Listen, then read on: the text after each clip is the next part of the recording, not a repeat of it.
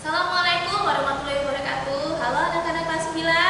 Nah, berjumpa lagi dengan Ibu dengan materi struktur cerita inspirasi. Struktur cerita inspirasi. Baik. Nah, struktur itu adalah urutan, ya. Struktur itu urutan ya. Jadi kalau kita menulis cerita inspiratif, itu ada urutannya. Nanti kalian akan Ibu minta, tapi belum sekarang. Nanti akan Ibu minta kalian untuk menulis cerita inspiratif. Ya, perintahnya belum sekarang tapi. Nah, ini strukturnya nih. Dimulai dari sini nih. Ya, urutannya dari sini 1 2 3 4 5. Ada 5. Ya. Yang pertama orientasi. Orientasi itu ini kelas 7 tuh kita pernah belajar tentang cerita, fabel. Ya, tentang fabel. Cerita fantasi. Nah, hampir mirip kan, intinya sama-sama cerita, sama-sama narasi. Apa sih? Jadi orientasi itu, orientasi adalah pengenalan, ya, pengenalan atau pengantar cerita. Jadi pada bagian orientasi kita mengenalkan tokoh, siapa tokoh itu, namanya, bagaimana kehidupannya, keluarganya, teman-temannya. Itulah namanya orientasi. Kemudian naik ke sini. Tadi kan di sini sih datar ya. Kemudian naik tahapan yang kedua sini perumitan masalah.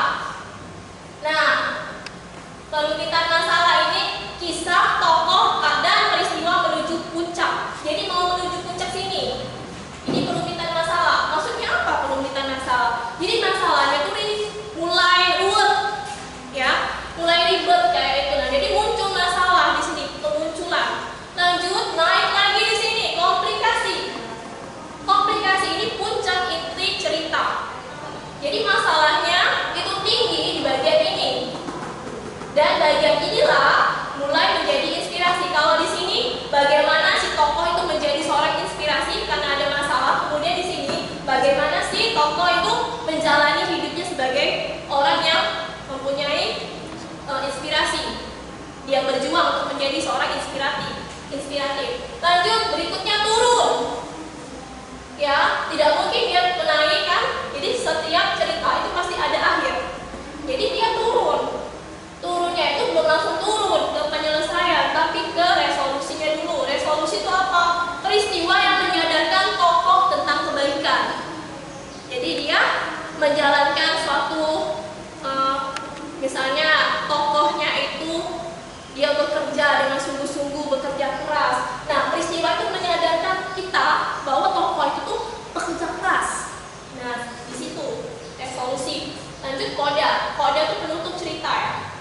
Bisa berupa kesimpulan dan pesan moral. Tambahan ini nih, kalau kita dulu pernah belajar tentang cerita itu kan biasanya ada yang mempunyai koda, ada yang tidak mempunyai koda.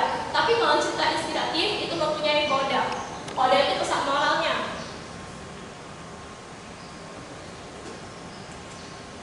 Ini strukturnya, contohnya Naya. Yang pertama orientasi. Orientasi tadi apa? Pengenalan. Jadi pengenalannya, pada masa dahulu ada seorang anak laki-laki. Ini pengenalan, ada anak laki-laki. Tidak disebutkan namanya di sini. Dia cerdas.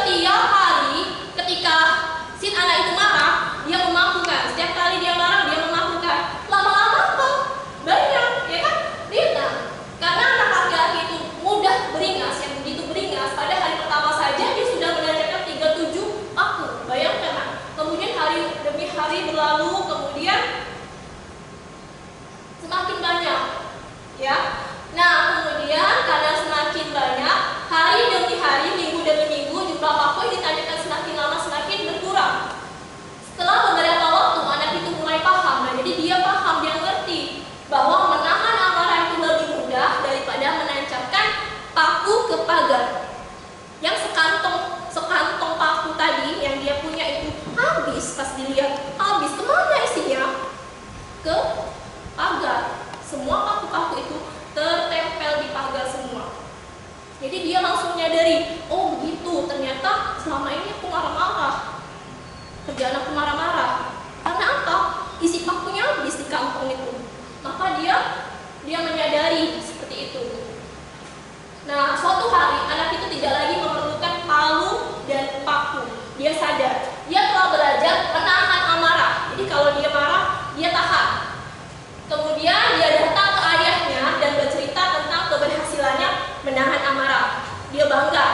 Sekarang setiap saat jika aku menahan amarah, dalam sehari cabut paku yang sudah tertancap di pagar. Jadi setiap kali dia marah, dia tahan, kemudian dia cabut. Dia marah, dia tahan, dia cabut paku itu. Itu cara dia menahan. Nah, sekian waktu berlalu di resolusi. Bagaimana akhirnya ya? Ya, resolusi